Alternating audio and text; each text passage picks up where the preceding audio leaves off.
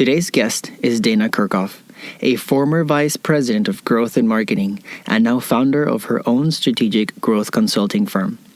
Dana's passion for marketing and strategic planning has allowed her to pivot into the emerging space of strategic growth consulting. Join us to learn how strategic growth consulting is different from traditional marketing consulting. Dana will also explain how her customized strategic growth plans can help busy leaders go from feeling confused and overwhelmed about their marketing to finding confidence, clarity, and growth. Welcome to Miami Global Net Podcast, where we discuss Miami's international relations. We will showcase Miami's international diplomatic and business landscape and get to know the innovative startups calling Miami home. Meet the people behind the organizations that contribute to Miami's commercial and cultural international growth. Dana, welcome to the show. Thank you for coming. Thank you so much for having me, Alejandro. I'm so excited. This is my first podcast. Awesome. I'm glad that I am your first podcast experience. Did you have a good day today? I did. I had a wonderful day. And I've been looking forward to this conversation. During this time of quarantine, there's just an absence of connection. And so whenever you have another opportunity to connect, it's great to take advantage of it. Awesome. So tell us a little bit about yourself. How did you get to Miami?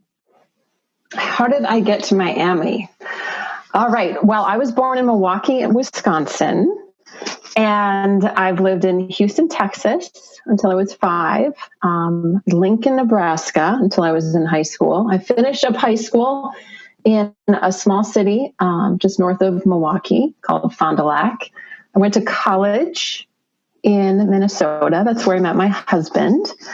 And then after we got married, we spent the first 8 years in Southern California. And after that, we moved to Miami, and we've been here for 8 years, which is crazy. It's flown by. So all over the Midwest to one coast and then the other. That is awesome. And now you're here in Miami enjoying our beautiful weather. Oh yeah. When we had the opportunity to move here, it wasn't hard to take it. We were really excited to take it, have our family grow up in this exciting place, this bustling place, and most importantly for us, a very diverse place. We really wanted that for our kids and ourselves. So Miami's perfect for that.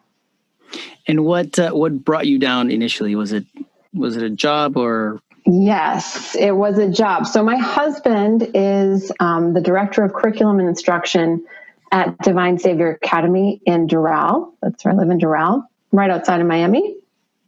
And so when we both went to a teacher training college, and he was a teacher and athletic director in Southern California. And then he got this opportunity about 8 years ago, and he took it. So we've been here ever since.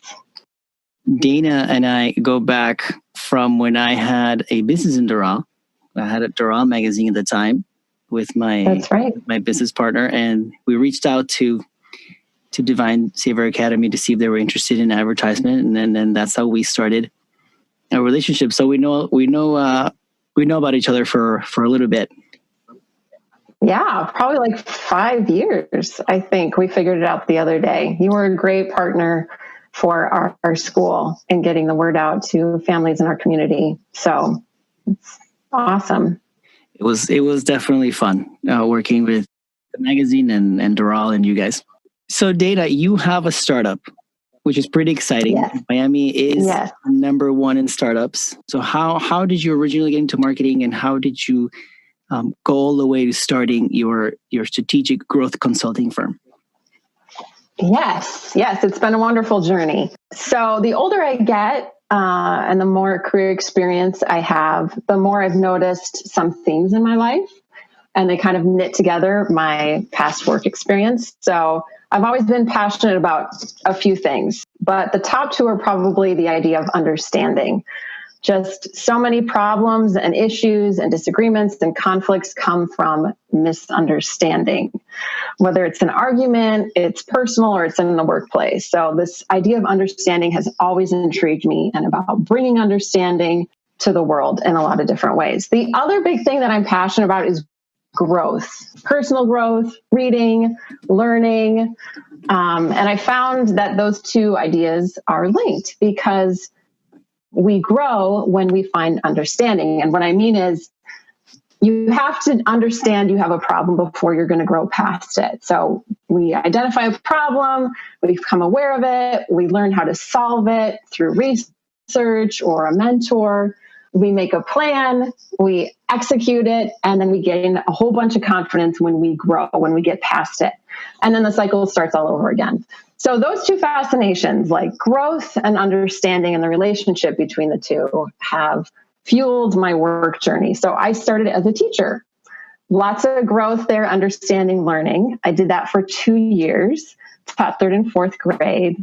Loved it, but I had this nagging feeling that there was some other way that I wanted to express and explore those ideas of understanding and growth. And I always loved writing growing up. So I'm like, I'm going to get into writing. I did a lot of freelance writing. That's what I did when my kids were little in Southern California. I was there during the rise of the fashion blog. So I did a lot of blog writing for like celebrity fashion. And it wasn't like red carpet. It was, what do they wear when they're running to the grocery store or dropping their kids off at school? I want Cameron Diaz's jeans or Lindsay Lohan's bag. And so I was at home with little kids, probably my yoga pants, probably some sort of like baby vomit on my shirt, writing about fashion blogging. It was awesome. But again, writing, communications, and as I did that, since blogging was becoming monetized, I learned a lot about marketing too, and that was like another big epiphany in my work journey. And I learned all that I could about marketing through social media, through, tailored blog posts, through brand. And I carried some of my clients with me when my husband, like I said, took the job here in Doral, carried some of that with me, and then eventually brought it to the school where I worked, Divine Savior Academy in Doral. I started working at the school in 2013 as a marketing consultant. And then for the next couple of years after that, I served in a full-time capacity as their director of communications. So I managed the internal communications of the school and the external marketing as well. The next few years for us were ones of extreme growth. So our school of 500 kids went to a school of 1,000 kids. We added a brand new campus in Delray Beach here in Florida. We took on an already operating campus as part of our organization, kind of a merger, in Houston, Texas, and then another one in Austin, Texas. Besides that, we also opened a program for students who are on the autism spectrum here on our Doral campus. So just tons of growth in those years. It was awesome to experience all the different stages of growth, whether that was taking a school, at the 7-year mark to the 15-year mark, or bringing up a whole new campus from the development of buying the land, researching the demographics of a place to see if it could support a private school, to taking something that was just in the middle and bringing it into, the family, a total rebrand of a school. Over those years, I transitioned from director of communications to vice president of growth. So still managing all of the marketing, but then also taking on a lot of the development, the strategic planning, the communications, the culture development, brand development. Really, I did it all during those years, and I learned so much. It was a blessing. But at the end of this year, it was time to make the next pivot, and that was to open my own strategic growth consulting firm. And I did that this past July. So I'm really excited to have my own business now, my own startup, and to be doing, the work of a strategic growth consultant. Well, congratulations. It's very exciting when you're in the startup stages always. Thank you. So what is a strategic growth consultant? I mean, I think a lot of us have heard about marketing consulting, but strategic growth consultant is new to me as a business person. Mm-hmm. Yeah, it is a newer concept. Some businesses now are forming this role of VP of growth or growth director. And the idea behind it is that marketing affects more than just the campaigns that you run or whatever you're doing on social media or your ad work or your print or even your brand. It's a very holistic idea, and I believe in it. I think my experience over the last years has taught me if you're going to fix a problem right, you need to get to the root. And that's what I love about strategic growth. It starts right at the center of an organization and says, okay, where are we? Where do we need to be? And what do we need to do to get there? I've seen how people throw money at marketing without really getting to the root of the problem. Such a waste of time and energy. They kind of throw some money at a new ad campaign and hope that it'll bring 1 million people in the door without really thinking about, is this product the right product? Is there something that's standing in the way? Is our sales team delivering the way that it needs to be to close the sale? So it looks at your whole organization rather than just your marketing to really understand how you can grow. So it's tied to understanding your message, trying to visualize that. Definitely tied. And that's all tied to who you are, right? You have to start who are you as an organization? What do you do to help people? And then you have to make sure that that message is the one that is delivered in your products and your services and your sales team and all the marketing that you do in your brand. So that has to all line up. And when it is, that's when companies really get cooking. That's where, when you find that kind of alignment, not only do you build a lot of trust with customers, but you just deliver things that they need. And you find success that way. So yeah, I believe passionately about getting to the root of the problem, making sure that everyone's on board with your marketing, not just one little area of your team, but the whole team, the whole organization. And I also believe that you need to be strategic about your growth.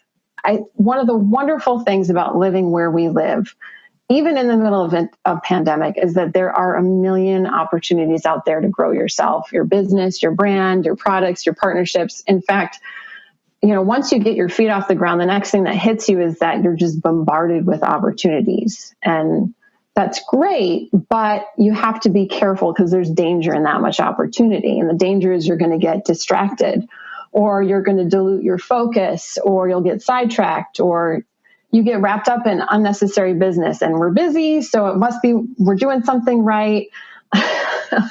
But even though we feel like we're doing a ton, we realize we're not doing the right things to actually grow. And so you have to be careful that those opportunities don't take away from your strategic growth. You have to be really strategic about your growth, I think. I agree with you. From having my own business at the time and from learning from other friends who start their businesses and getting involved in the startup community, I think it's when you grow because people are adopting your technology or adopting your services or buying your products. And a lot of people sometimes get stuck. They don't really spend the time to plan how are they going to grow. And sometimes that is left to the founder or to the sales manager, but it's not really separated to really give it the time it deserves. I so agree. And there's a couple of things that I love that you said. And one is there's stages of growth, right? And each stage of growth needs kind of a new plan.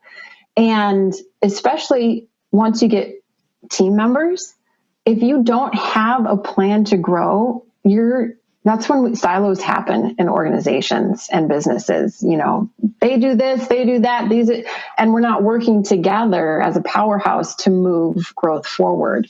And you've got teammates that feel left out. That's no good. Doesn't help the culture of your place. I agree. And sometimes growth plans are very general. We want to be the best in our field. What does that mean? We just want to grow. Just money. Money is the plan. It's no. In a really great business organization, money is a result. It's not the end point. And there are people that think it is. I don't.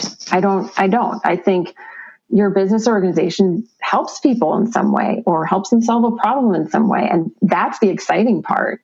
And then the money is a result. If you help people well, if you do a good job, if you provide something they need, you're going to have success and you'll have money as a byproduct too. It's true. It's true.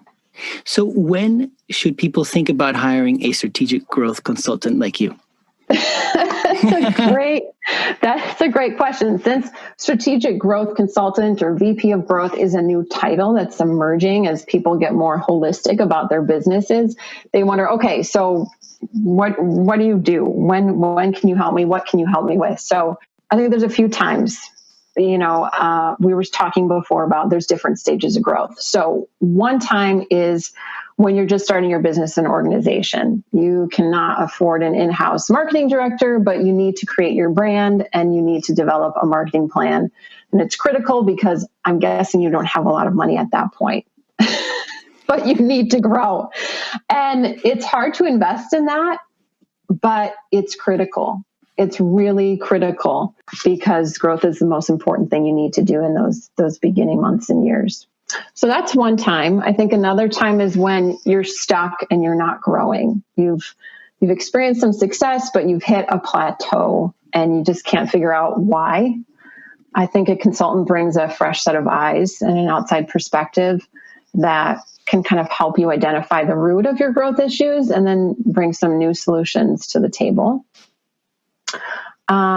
Another time is during transition and change. Maybe you've had certain key members of your team leave, and with it, maybe some of the vision left, or your marketing director left, or you're going from having a firm outsource, your marketing to bringing it in-house, and you want someone to come in as a third party and say, this is how I think you can navigate this change, or this is the person you might want to consider hiring as you make the jump. Or you're launching a new product, something like that. I think another time is after you've grown a lot and you're scaling, maybe going from one location to two. And you need to ensure that your brand stays consistent. When you have more people on the team, your brand can get diluted. And it's really important that you write down your brand, you clarify your messaging, you have it on paper, and then you train people in it. So the consultant can come help you crystallize all of that on paper to help you train people in it. And then also, write that plan out with your team and say, okay, team, this is our path to growth. This is everyone's role. And then we can move forward together. I think the last time is when you as the leader want to understand what you're doing. I think a leader and an owner has to do so many things. And we're only good at a few things. We're only really good at a few things. And marketing is a huge investment for a company, but you might not be a marketing guru. A lot of leaders and owners just aren't. So instead of trying to figure it out yourself, hire someone that can teach you a little bit about it. And I love doing that. When I hand over a plan, it's like, this is not just the plan, do A, B, C, and D. It's like, this is the plan and this is why you should do it. So hopefully as I work with people, they also learn a little bit about marketing so they feel really confident about what they're investing in.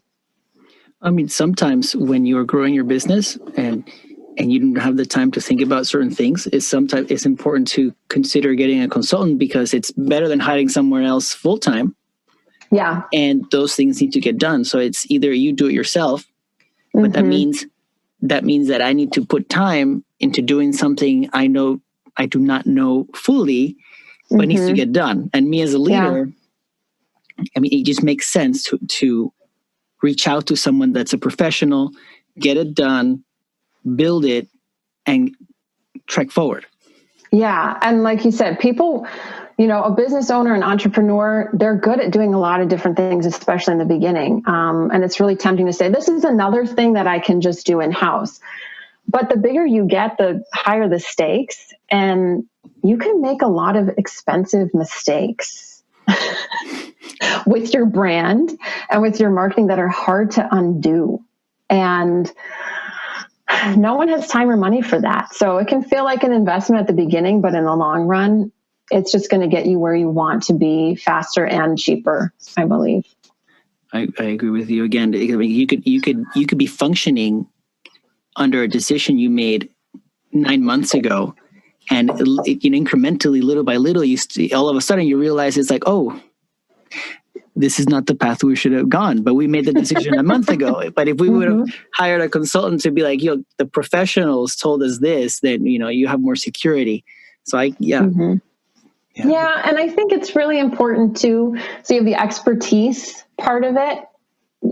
You've been in this field for years and years. You've helped lots of people grow in lots of different ways through all the different stages of the business. Okay, that's one thing. The other thing is just the outside voice.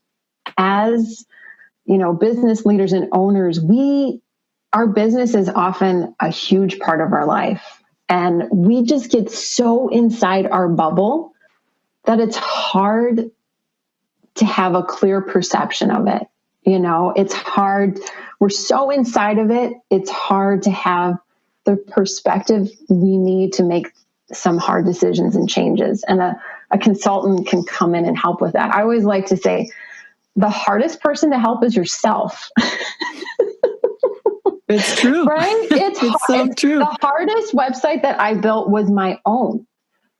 Because I'm inside my own head. I have my own set of doubts. I'm full of like this insider language. And it's like, you really have to come outside of yourself if you're going to communicate clearly and know what's going to resonate. So a third party can help you get that perspective.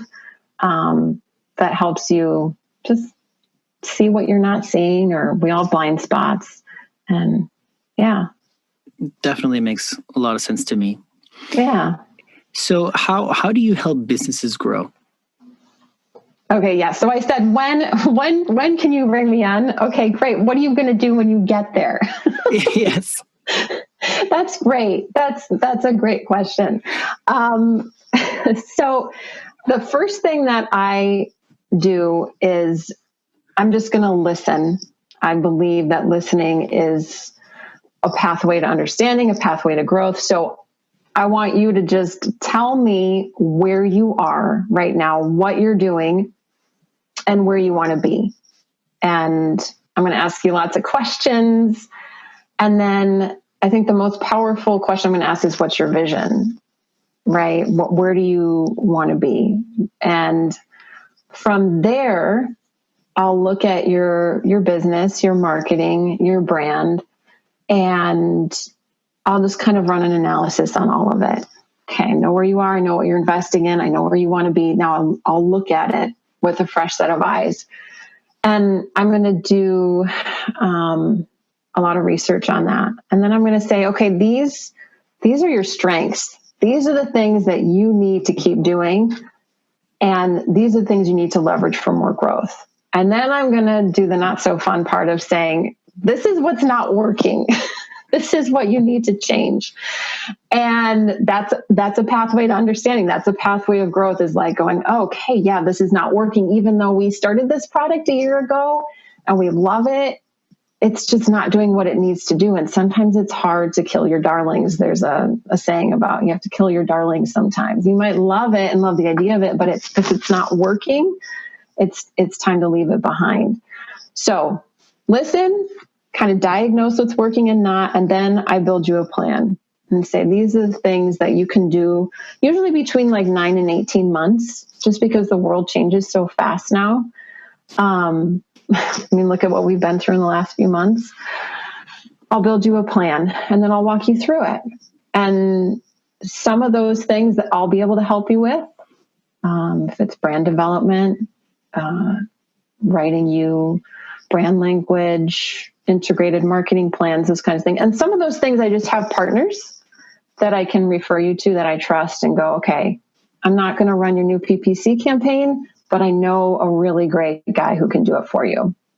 So I'll connect you to my network of people. And then you're on your way. Just in case, what's PPC? Pay-per-click advertising. So it's what people do. Yeah. Mm-hmm. So all those things that pop up, like when you're online, the internet bots know where you've been, and oh, you were looking at that watch last week. I'm going to casually pull it to the front again. So you click on it and go, yeah, I really do need that watch. So you work with me to pinpoint where I'm at. Mm-hmm. Right. Sometimes I'm assuming you're gonna need to help me pinpoint my own messaging and who am I really targeting, right? So a lot of people like to the entire market is my market. Mm-hmm. And then you're going to help me clean that message up. You're going to help me understand who that person is that I'm trying to sell to, or in many industries, right? It could be a service, it could be a product, it could be. Mm-hmm. And I like the phrase that you mentioned about I'm going to have to kill my darlings. Seems like a terrible thing to come out of a mother's mouth. No, but it makes sense.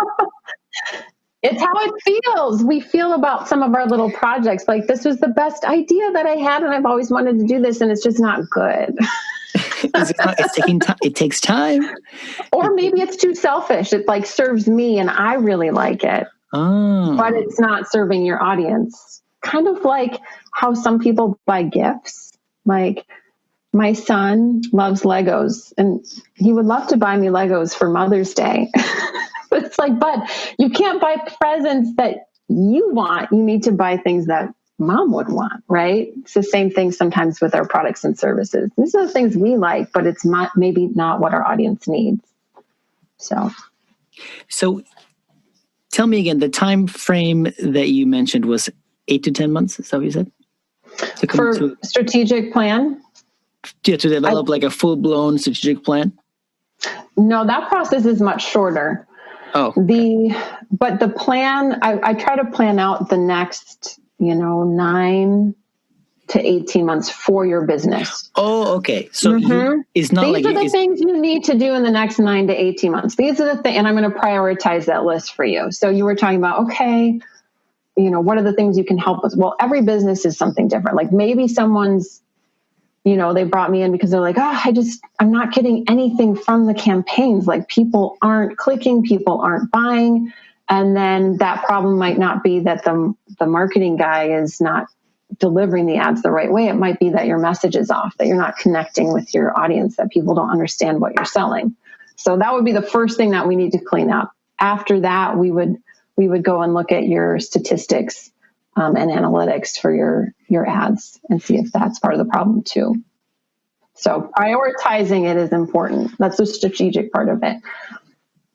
Got it. And I like that you mentioned that you have a team. So because that allows you to focus on what you're good at, and then you can bring to the table different groups of people and assets that help you achieve that goal. So what does your team look like? You have a person for a master in Facebook ads or funneling?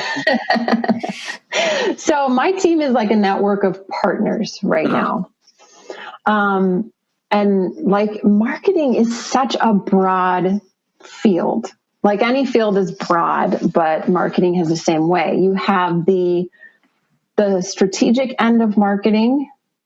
This is how we want to grow, and this is how we need to do it, and this is the time frame that we need to do it in, and this is how much money we have to do with it.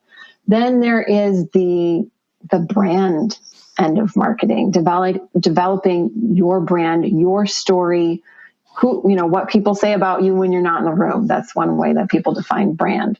It's your reputation, and all the collateral that goes with it. Copywriting is a huge part of marketing. Bringing clarity, those things. What is copywriting? It's a new term for me because I'm diving into myself, also learning how to market my podcast, stuff like that. And I've been seeing this term copywriting, and I'm sure a lot of people don't know what that is. Sure. Yes. Copywriting is just writing for a specific purpose. So let's say that you develop a new campaign, and you're reaching, I'll just use my school experience, right? We need to grow our preschool. So we're going to reach out to preschool parents, and we developed a campaign about how our school is small and safe and family oriented, right? Well, that's an idea. That's great. That's the campaign idea. But then there's the actual words that have to go on the website. the words that have to go in the ads, the words that have to go in maybe the blog that you write or the press release that you write or the little flyer that you give out at admissions time. So it's basically the words that go on the paper in all those different forms. Got it. Thank you. Mm-hmm. But yeah. I know I cut you off as you were explaining. No, that's okay. There's copywriting, there's social media, there's social media advertising, there's online advertising. So there's all these different areas and there's website development, there's printing, there's signage. So no one is good at all those things because it's kind of like a right brain, left brain thing, right? Mm-hmm. Some people are better at the analytics. Some people are better at design. Some people are better at strategy. We're all good at different things. So my gifts are in strategy, in messaging, in identifying what's working or not working, brand development, telling your story, those kinds of things. And then I have partners that are good at website development and partners that are good at, okay, I want to run this campaign now. Here's the message. You put it on Google and get all the little ad bots to do what they need to do behind the scenes. So yeah, that's awesome. I think having partners is important, especially nowadays, and it allows you to have a much better, so I guess, solution offering to your client. And then when I go to you, and I don't have to worry about anything else. Right. And I think it's about not diluting your product. I've done all of those things in some way or shape or form, which is good. You should know what goes into all those things so you can support each other, or especially your teammates in them. But I don't want to design a crappy website for you. I want you to have a great website, and I want you to have great online advertising, and I want you to have great messaging. So I'm going to focus on what I'm great at and find someone else great to do those things for you. And marketing also has to be managed, right? That's why you have a marketing director, or maybe if you don't have a marketing director, a consultant can manage those things for you. You know, Dana, I want to build a new website. I want you to oversee that. You're going to find the developer. You're going to find the guy who's going to do the SEO. You're going to find the designer that'll bring me a brand board. I want you to write my messaging, and then I want you to manage it and make sure what comes out the other end is what it needs to be. Because that can be very frustrating for a business owner. I want to build a website. Well, you need 5 people to build a website, a good one. I can definitely understand. It's like construction management. We're building you a building, sir. Yeah, kind of. It's just a digital building. Yeah, it's your first location. So I know that we're running out of time, but I want to keep you. What is it like working with you? That's a good question.